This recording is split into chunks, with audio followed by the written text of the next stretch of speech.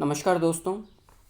Analytical school of history इस application पर school lecturer college lecturer की रेगुलर क्लासेस चल रही। हम आपको पीडीएफ, जिसको आप ई बुक कहते हैं, regular mock test series, regular classes, live classes रहती हैं जिनकी रिकॉर्डिंग्स हमेशा आपको एप्लीकेशन पर मौजूद रहती हैं। बहरहाल वो तो खैर आप फीचर्स और करेक्टरिस्टिक्स हैं जो आप टेलीफोनिकली जान सकते हैं।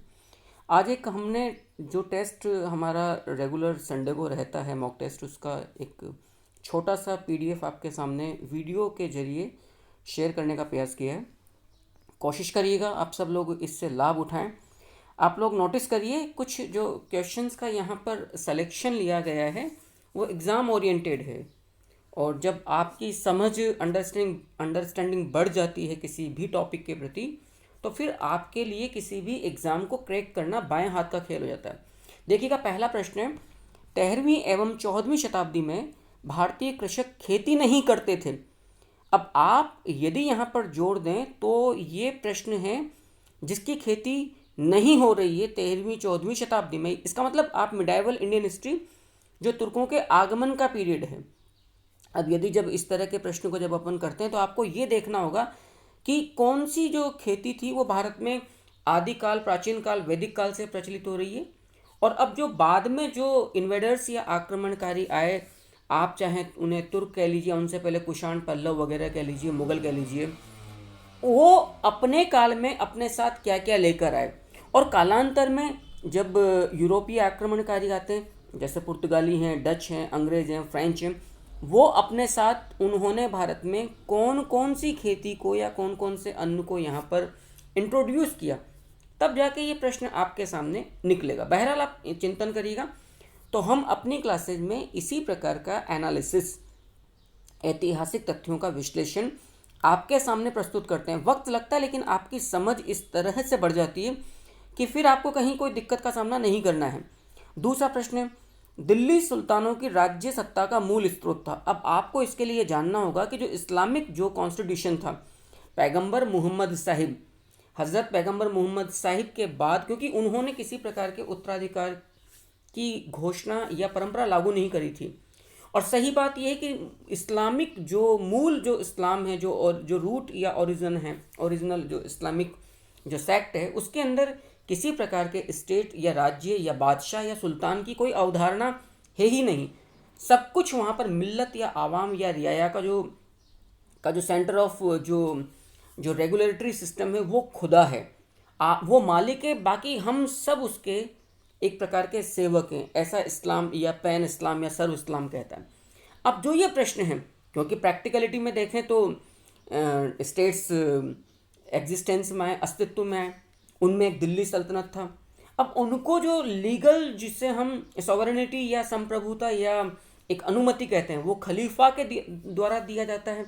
अब जनाब खलीफा क्या है, तो खुदा के बाद धरती पर, पैगंबर साहिब के बाद या खुदा के बाद धरती पर जो सबसे बड़ा जो प्रतिनिधि है उस सत्ता का जो मूल है इस्लाम में, वो खलीफा है। तो अब हमें ये देखना है कि दिल्ली सुल्तानों की राज्य सत्ता का मूल स्रोत क्या था।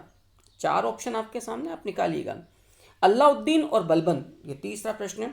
दोनों ने ही क्या किया और क्या नहीं किया, अब आप इनको देखिए, समझिए, जवाब निकालिएगा। चौथा प्रश्न है, इनमें से कौन सी अनुमति शरीयत नहीं देता है। हम जानते हैं कि कुरान शरीफ है, शरीयत है, हदीस है, या कई प्रकार के अन्य अन्य जो जैसे जो हनीफा जो शाखा है, जिसको आप कई पुस्तकों में हनीफी शाखा भी देखते हैं, एक प्रकार के बहुत शुरुआती दौर में इस्लामिक जो संविधान था उसका ये एक संप्रदाय है, एक मत, एक सिद्धांत है, तो वो भी इस पर प्रकाश डाल सकता है। इसी प्रकार का एक बड़ा रोचक प्रश्न आपके सामने हो रहा है, ये 5वां प्रश्न है, माल ए गनीमह क्या है। अब आप देखिएगा, खुम्स हो गया, जक़ात हो गया, खिराज हो गया, या जजिया हो गया, तो उनमें से आपको इस प्रश्न को निकालना होगा। इसी प्रकार का एक बड़ा रोचक प्रश्न और है कि मलिक अलाउद्दीन जानी को बिहार का पहला प्रतिनिधि किस सुल्तान के द्वारा दिल्ली सल्तनत में नियुक्त किया गया था। अब जब तक आप सुल्तानों के राजनीतिक जीवन को ढंग से नहीं समझ लोगे, या उनके क्या अक्ताओं के साथ, जिनको आप उस ज़माने में प्रांत कहते हैं, जो आगे जाकर सूबा कहला रहे हैं, मुगल काल में। तो उनके रिलेशंस क्या थे और किन किन को कहाँ कहाँ पर अपॉइंट किया। भैया देखो, यहाँ पर एक बड़ा प्रश्न और बनता है, यदि मैं बहुत शुरुआती दौर से बात करूँ कि दिल्ली सल्तनत की प्रथम आवंटित अख्ता कौन सी है। अब जैसे बदायूं हो गई, नागौर हो गया, रेवाड़ी हो गया, हासी हो गया, है ना, और ये किन किन को आवंटित किया गया, क्योंकि बड़े महत्वपूर्ण प्रश्न बनते हैं जब आप देखते हो। ये सबसे बड़ी महत्वपूर्ण अख्ताएँ थी जिन्हें कुछ प्रमुख लोगों को ही अलॉट किया गया था। अभी आप देखिएगा, जैसे रेवर्टी ने कहा कि बदायूं, माफ करना, बदायूनी नहीं, बदायूं सबसे बड़ी अख्ता थी, रेवर्टी ने। और ये किसके संदर्भ में कहा है, क्योंकि जब कुतुबुद्दीन ऐबक की मृत्यु हुई उस समय उसका दामाद और उसका गुलाम इल्तुतमिश बदायूं का अख्तादार था। उस संदर्भ में इस प्रश्न का जवाब निकलेगा। इसी प्रकार का सातवां प्रश्न, ये भी बड़ा रोचक प्रश्न है आपके सामने, कि सल्तनत में पहली बार एक उप वजीर की नियुक्ति किस सुल्तान के काल में की गई थी। बड़ा महत्वपूर्ण है, क्योंकि यहीं से आरंभिक सल्तनत का जो राजनीतिक, जो पॉलिटिकल और एडमिनिस्ट्रेटिव जो इंफ्रास्ट्रक्चर है वो आकार ग्रहण कर रहा है। कौन सा वो ऐतिहासिक ग्रंथ है जो तुर्कों की आरंभिक हिंदुस्तान विजय पर संपूर्णता के साथ प्रकाश डालता है? क्या वो फ़क्र मुदब्बिर का ग्रंथ है? क्या वो मिनहाजुस सिराज का ग्रंथ है? क्या वो उतबी का ग्रंथ है? क्या वो हसन निज़ामी, ज़ियाउद्दीन बरनी, अमीर खुसरो, फरिश्ता, इनके ग्रंथ हैं? जरा देखिएगा।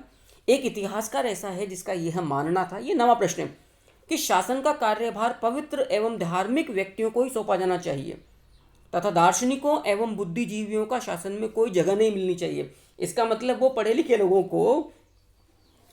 लोगों को जो इंटेलेक्चुअल जो क्लास से, ठीक है ना, जिसको आप बौद्धिक वर्ग कहते हो, उसको शासन से दूर रख रहा है। और इसका ये मानना है कि आपको जो होली नेचर के लोग हैं, जो शेख उल इस्लाम है या जो धार्मिक मुल्ला मौलवी है, काजी है, मुफ्ती है, उनको जगह देनी चाहिए। अब ये इतिहासकार कौन हो सकता है? इसका मतलब वो ये कह रहा है कि राजनीति को आप धर्म से अलग करके मत देखिए। अर्थात सल्तनत के दौर में ये वो युग था जब संभवतया, निश्चित तौर पर जिस इतिहासकार ने बात कही, वो देख रहा है कि किस प्रकार से पॉलिटी और रिलीजियस स्ट्रक्चर को अलग अलग किया जा रहा है, प्रयास किया जा रहा है। इसको ये नागवारा गुजरा इस इतिहासकार को। जरा निकालिएगा इसका, इस प्रश्न का उत्तर क्या निकलेगा।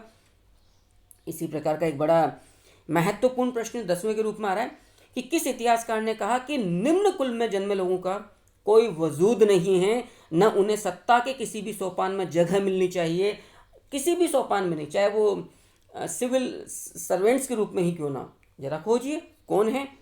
क्या वो ताजुल मासिर का लेखक हो सकता है? क्या वो फुतुह सलातीन का लेखक हो सकता है? क्या वो तारीख फिरोज शाही का लेखक हो सकता है? या तबकात ए नासिरी का लेखक हो सकता है? इसी प्रकार से एक और हिस्टोरियन है मिडाइवल इंडियन हिस्ट्री का, जिसने कहा कि किसी भी राज्य को मात्र मजहबी कानूनों, शरीयत के आधार पर आप नहीं चला सकते। उनके लिए जवाबित का मतलब है जो सेकुलर जो रेगुलेशंस हैं, कि आप धर्मनिरपेक्ष कानून भी राज्य को चलाने के लिए बेहद आवश्यक होता है। 12वां प्रश्न बड़ा शानदार है। अमीर खुसरो का राजनीतिक जीवन किसके दरबारी संरक्षण में आरंभ हुआ? अब भैया यहाँ पर आपको थोड़ा सा फोकस करना पड़ेगा। देखो, अमीर खुसरो पहली बार जिसके संपर्क में आया वो सुल्तान नहीं था, लेकिन जिसने उसको राजनीतिक दरबारिक जीवन दिया वो व्यक्ति अलग था। सोचिएगा, चिंतन करिएगा, जवाब निकालिएगा। हम जब सेंट्रल एडमिनिस्ट्रेशन देखते हैं दिल्ली सल्तनत का, तो हम देखते हैं कि सबसे ऊपर सेंटर हो गया, फिर अख्ता हो गया, फिर आपके सामने फिर सरकार जिला हो जाता है, फिर शिक आ जाता है, फिर परगना आ जाता है, बाद में सबसे अंत में ग्राम आता है। तो ये जो एक इकाई आ रही है शिक, ये 13वां प्रश्न है। इसको किस सुल्तान के द्वारा सबसे पहले दिल्ली सल्तनत के पॉलिटिकल एडमिनिस्ट्रेटिव इंफ्रास्ट्रक्चर में as a administrative unit introduce किया गया? क्वेश्चन नंबर 14 ये भी यूनिक है। जियाउद्दीन बरनी ने अपनी पुस्तक तारीख ए फिरोज शाही में दिल्ली सल्तनत के किसी एक सुल्तान के बारे में लिखा है कि इसका दरबार, इसका कोर्ट महमूद गजनवी, जो आजम का पहला सुल्तान भी कहलाता है, एवं संजर के दरबार से बराबर टक्कर लेता था। इसी प्रकार से दिल्ली सल्तनत के बड़े आरंभिक सुल्तानों में कोई एक ऐसा व्यक्ति था जिसने अपने स्लेव्स या अपने गुलाम अमीरों को खान का ओहदा दिया था, यानी कि वो गुलामों को अमीर बना चुका है, यानी कि वो गुलामों को महत्वपूर्ण ताकतवर पदों पर बिठा चुका है, मैं हिंट दे रहा हूँ। और इतना महत्वपूर्ण उसने ओहदा दिया कि उन्हें खान की पदवी भी प्रदान कर दी गई थी। 16वां क्वेश्चन देखिएगा, कौन सा ऐसा सुल्तान था जिसने इस्लामिक कानूनों, जैसे शरीयत जो कहती है, उसके विरुद्ध जो भी गैर इस्लामिक टैक्सेस हैं, अबवाब हैं, उन्हें रिस्ट्रिक्ट कर दिया, प्रतिबंधित कर दिया पहली बार। एक ऐसा सुल्तान हम आरंभिक दौर में देखते हैं दिल्ली सल्तनत के, जिसने किलों को संगठित करने के लिए या अपनी सीमांतीय सुरक्षा पर ध्यान देने के लिए किलों के निर्माण, फोर्ट्स के निर्माण की पूरी एक सीरीज श्रृंखला निर्मित की थी। कौन था, जरा सोचिएगा। तुर्कान ए चहलगानी को एक इतिहासकार ने सुल्तान अलतमश या इल्तुतमिश के 40 अमीर बोला है। ये इतिहासकार कौन है, बड़ा रोचक है।